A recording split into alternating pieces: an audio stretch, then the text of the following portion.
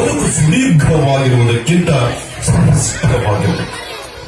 ಹಾಗೂ ಮನುಷ್ಯ ಚಿರಂಜೀವಿ ಆಗಲಾರ, ಆದರೆ ಆತನ ಚಿಂತನೆಗಳು ಶಾಶ್ವತವಾಗಿ ಉಳಿಯುತ್ತವೆ ಎಂಬುದಕ್ಕೆ ಉತ್ತಮ ಉದಾಹರಣೆ ಅಂದರೆ ಅದು ಸಂವಿಧಾನ ಶಿಲ್ಪಿ ಡಾಕ್ಟರ್ BR ಅಂಬೇಡ್ಕರ್ ಅವರು.